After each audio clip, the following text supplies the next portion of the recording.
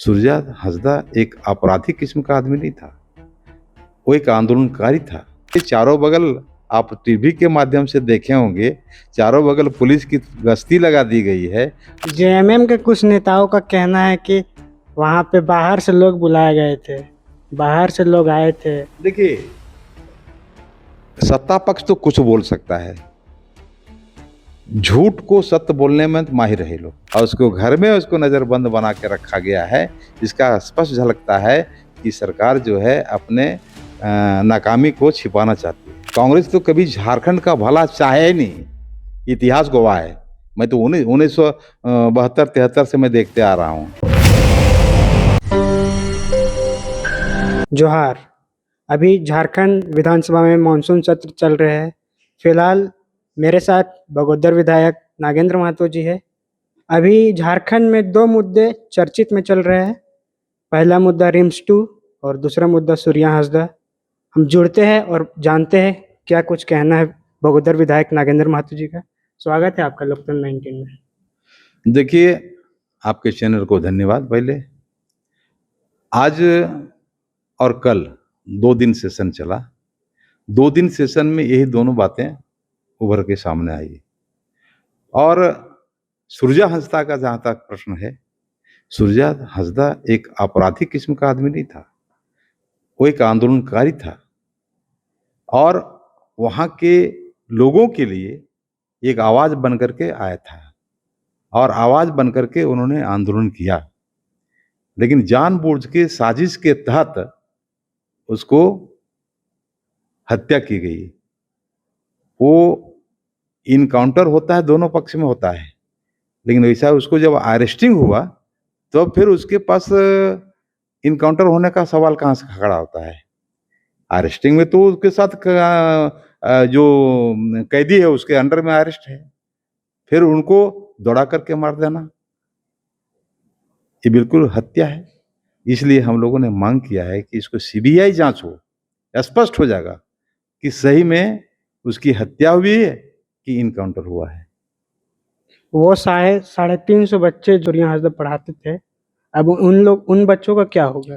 देखिए, उन बच्चों के भविष्य तो अंधकार में अभी है वर्तमान समय में, लेकिन जो सोच के तहत अब सरकार को सोचना चाहिए इस पर। लेकिन हम तो चाहते हैं कि इसकी भरपाई हो, उन बच्चों को पढ़ाई लिखाई जैसे था वैसे चले। उसके लिए हम लोग को भी जो काम उसके साथ मदद करने की जो बात होती है, उसमें हम लोग मदद कर सकते हैं। और हम विपक्ष के नाते मैं भी कहूँगा कि हम लोग भी उस पर जहाँ तक मदद करने की बात है, उन बच्चों का भविष्य के लिए हम लोग भी आगे बढ़ें। क्या लगता है सीबीआई जांच होगी? देखिए, हम विपक्ष में हैं, हमारा जो सही डिमांड है, जो मांग है, ये मांग पत्र रखना हमारा फर्ज बनता है। और इसे सरकार अगर भाग रही है तो हम लोग तो केंद्र सरकार से भी मांग करेंगे इसकी सीबीआई जांच हो, और मांग कर रहे हैं। अब बात करते थोड़ा रिम्स 2 पे। 24 अगस्त में हल जोतो रोपा रोपो का कार्यक्रम रखा गया था, लेकिन जो उनके अगवा करता थे चंपई सोरेन जी, उन्हें हाउस अरेस्ट कर लिया गया था। उन पे आप कैसे देखते हैं? देखिए, सत्ता में बैठ करके और सत्ता का दुरुपयोग करना, यही सरकार का लक्ष्य बना हुआ है। आज जिस रिम्स 2 की बात आप कर रहे हैं, रिम्स 2 बने, लेकिन आबादित जमीन को में नहीं, कहीं दूसरे जगह दे करके इसको बनाया जाए, इसको टारगेट नहीं बनाया जाए। आम आवाम जनता जो जीविकोपार्जन करता है, किसान वर्ग जो है, उसको जीता खाता है उसी खेती बाड़ी से, और उस खेती बाड़ी पर आप रिम्स 2 बनाते हैं तो वहाँ के लोग कहाँ जाएंगे? इस पर सरकार को सबसे पहले इसको संज्ञान में लेना चाहिए था, लेकिन ये नहीं करके वो जबरदस्ती कहता है वहाँ हम बनाएंगे। और ये बड़ी बढ़िया दलील देता है लोग कि उनको नज़रबंद, चाहे उनको घर में अरेस्टिंग नहीं किया गया, तो साथ साथ घर के चारों बगल आप टीवी के माध्यम से देखे होंगे, चारों बगल पुलिस की गश्ती लगा दी गई है और उसको घर में उसको नज़रबंद बना के रखा गया है। इसका स्पष्ट झलकता है कि सरकार जो है अपने नाकामी को छिपाना चाहती है। अगर रिम्स 2 वहाँ पे बने नगरी में, तो गांव वाले लोगों का क्या होगा? देखिए, यही तो बात है। गाँव वालों की हालात तो खराब हो रहेगी, क्योंकि हम किसान वर्ग से आते हैं।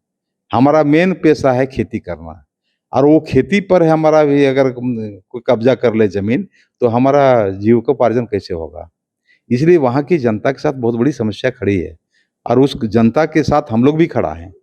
हम विपक्ष के लोग, तमाम लोग खड़े हैं। वो लोग भी, सत्ता पक्ष के लोग भी जान रहे हैं, लेकिन झूठी दलील दे रहे हैं ये लोग। ये कितना बढ़िया गोल बात बोल रहा है कि उसको अरेस्ट नहीं किया गया है, वो डर से लोग नहीं गए। डर से नहीं, काफ़ी जनता, महिला और पुरुष सब उतर गया मैदान में, खेत के में जोतने हरने के लिए, और खेत को जोता, खुद अपने हल चला करके धन रोपनी का काम किया।